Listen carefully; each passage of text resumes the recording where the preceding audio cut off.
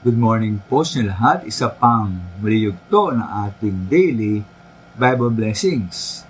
Pamagat po nating aralin ngayong umaga ay tatlong dahilan ng pagpapakabanal. Tatlong dahilan ng pagpapakabanal. Tayo pinaligtas mga minamahal, naging Kristiyano at anak ng Diyos at nakitiyan ng langit, di ba dahil sa ating maaring magawa?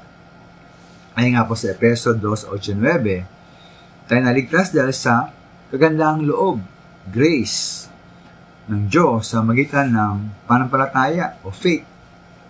Bilang kaloob o gift ng Diyos ay sa magitan ng ating sarili. Di ba dahil sa gawa o works, kaya't walang ibagang malaki ang sinuman. Ngayon po sa kabila naman ito, dapat pa rin tayong magpakabanal at mamuhay na may kabanalan. Hindi upang tayo maligtas, kundi dahil tayo ay mga ligtas. Pampatunayan po natin at ipakita na tayo toong ligtas.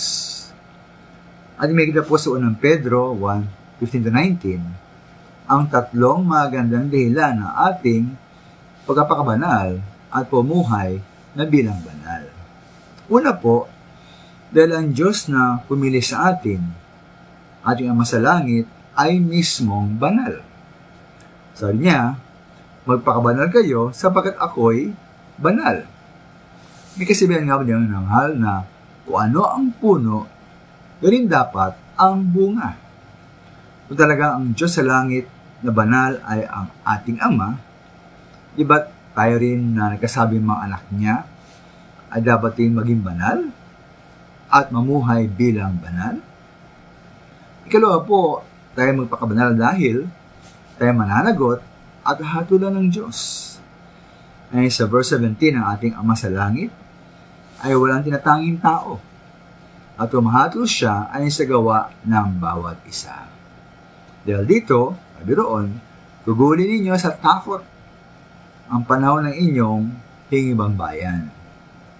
Pangatlo po, dapat tayong maging sapagkat dapat tayong kilalanin, igalang, at pahalagaan ang hirap at sakripisyo ng ating Panginoong Hesus para sa ating kaligtasan at pagiging inaring ganap.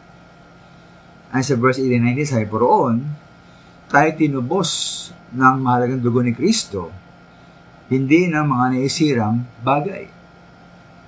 Ngayon po, ating babaliwalain ba ang sakripisyo ng ating Panginoong Hesus sa magitan ng ating makasalanan at likong pumuhay?